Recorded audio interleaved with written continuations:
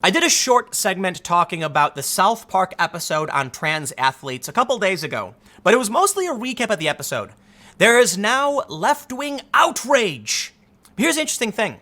First of all, the South Park episode, yes, it's a joke. It's not a literal reflection of what the South Park creators actually think politically.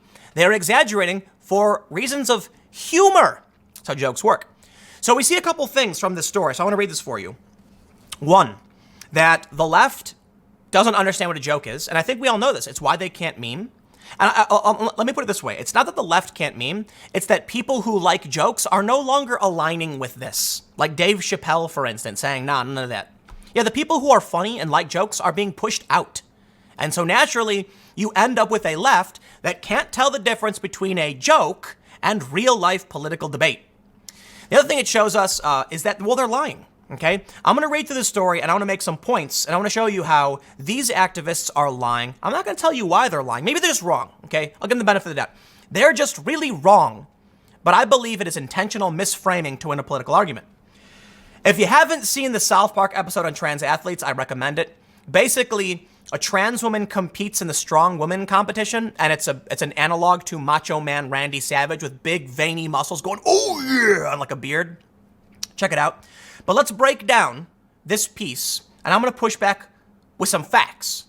They say, in the latest episode of the still-running cartoon South Park, ooh, somebody is salty, the show picked up Fox News talking points about trans athletes and ran as far as they could with them, which apparently isn't very far at all. Actually, I thought the episode was very, very funny. The episode brought up the importance of nuance in the debate and gender-based differences in strength. You can certainly support the rights of trans people while recognizing gender-based differences in strength. And I'm sorry, for the sake of argument, we'll call it sex-based differences, because I know people will get angry. The 7th episode of the definitely not asked for 23rd season of the show, titled Board Girls, featured a trans woman, in quotes because it's revealed that he's a man pretending to be a trans woman, right, who looks and sounds like the late professional wrestler Macho Man Randy Savage. Definitely not asked for 23rd season. Well, people are asking for South Park, but I will tell you this. The reason I didn't ask for any more new South Park is because they've lost their bite. I think the past couple of seasons have been weak. There are so many political issues that the left needs to stand up for, but they refuse because, in my opinion, they are spineless, whiny, and weak. And that, look, I'll say it, man. Of all the people I never expected to bend the knee, it would have been South Park. But I think something bad happened. See, it was always really easy for shows like South Park to point the finger at Republicans and be like, moral authoritarianism is bad, dude. But now that the problem is on their faction in the culture war, what you gonna do? Finally, they come out with an episode with some bite. And they present an actual issue and they cause real controversy. It's about time, dudes. Where you been? Okay, they used to spare no expense. And I know they weren't always just targeting the right. They made fun of the left and right for the most part. But back then, the left was okay with jokes and humor. And now that they're not, South Park seems to be like holding back out of fear. I can't tell you why. Just cancel the show, okay? Or do this. Let's read. The trans woman in question, Heather Swanson, says that she started identifying as a woman 2 weeks ago and subsequently enters a local strongwoman tournament. When asked why she looks and sounds the way she does, Heather says, I'm not here to talk about my transition.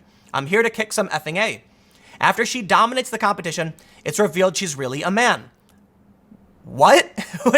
Okay, what do you mean it's revealed she's really a man? Trans women are biologically male. Are you saying gender identity-wise? Here's the problem. If you're saying man is a gender identity, I think it was clear the whole time with the beard and the jock strap and the bulging muscles and it was never hidden that it was a man. If you're talking about gender identity. If you came in wearing a dress or whatever, I guess you can make that point. If you're referring to biology, what do you mean? Trans women are biologically male. That's not an insult. That's just a fact. And they want to transition. That's the point. That's why transition exists. You're male and you take hormones to live more, to present as female. You transition from male. How is it revealed? See, this is what gets confusing when they use language this way. The ex-boyfriend of another weightlifter who pretended to be a woman in order to make his ex-girlfriend look bad. Okay, There's just so much wrong here. First of all, most trans athletes have to adhere to very strict hormone testing before they are allowed to compete in accordance with their gender. Wrong. Not true.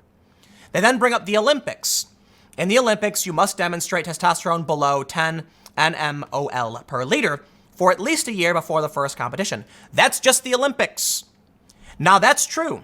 The Olympics do have a restriction. It is not true, however, that most trans athletes must adhere to hormone testing. The law, the Equality Act, and civil rights law in New York, California, Jersey, Philly, and otherwise do not create a distinction for testosterone. The law simply states you cannot discriminate based on identity. Let me show you something. In this instance, girls are filing a federal discrimination complaint after transgender track wins. The two trans women who have won and shattered records in women's track have not taken any hormones, blockers, or done anything in any way to biologically transition. They are simply biological males who said they are now women and are competing in women's track and winning. And that means they are eligible for college scholarships.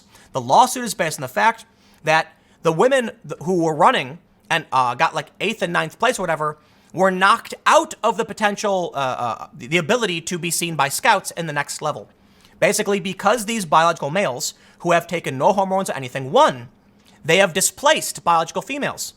They're arguing that is gender discrimination. I'm willing to bet they lose that case. I'm willing to bet they win because the laws being enacted do not have any provisions based on testosterone, period. It simply says you can. This is what I find so funny about the Equality Act and like the Equal Rights Amendment. It'll just get rid of women's sports. You will just then have two tiers of men's sports. You'll have the A team and the B team.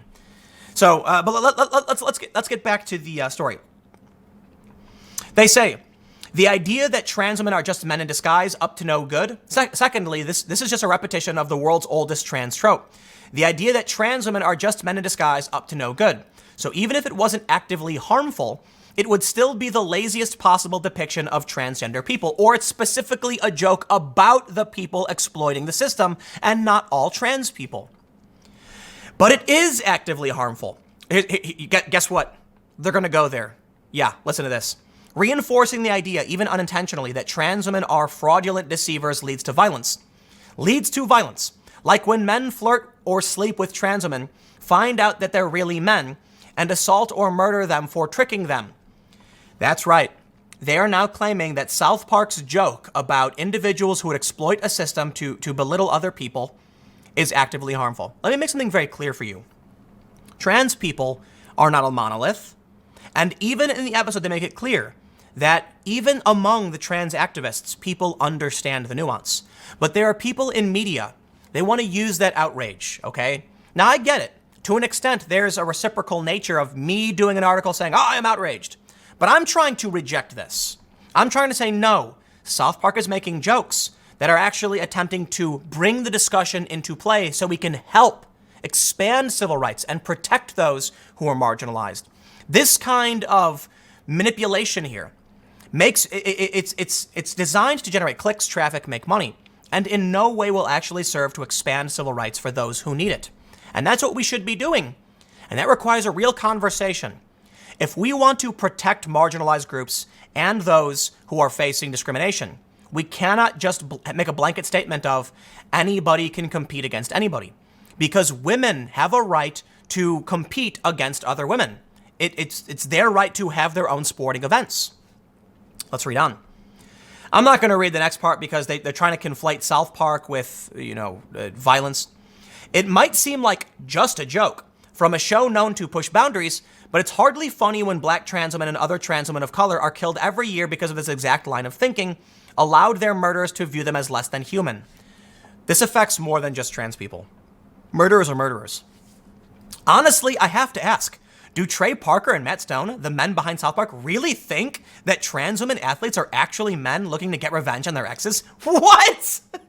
Okay. No, it's a comedy show. It's a comedy show that did this specifically to make a point at the end when PC Principal gets a kiss from his PC babies and he says, maybe people really can understand the nuance and we really can have the discussion because just because we ask these questions doesn't mean we're bigots. That was the point of the episode. You know, I learned something today. I learned that many people on the left either don't understand the concept of a joke and actually think those are the real opinions of South Park. And I also learned that many of these people simply want to be outraged to get clicks. I'm kidding. That's how South Park usually ends their episodes. But come on. Do they really think trans women are men who want to have an easier life? Do they really think that women have easier lives than men? When did they ever say any of that? It's a joke. Just like Dave Chappelle did a joke. They are not real. They are meant to make you laugh at absurdities and help to normalize certain things. It's complicated. Not all jokes are perfect. There are a lot of things we used to find funny we don't do anymore. That's just how life goes. For the time being, though, this kind of moral authoritarianism and outrage, now they're ragging on Family Guy? Nah. I'll leave it there. I know I did talk about this before, but I wanted to actually take, look at one of their articles, but I'll leave it there. Stick around. I got one more segment coming up for you in a few minutes, and I will see you all shortly.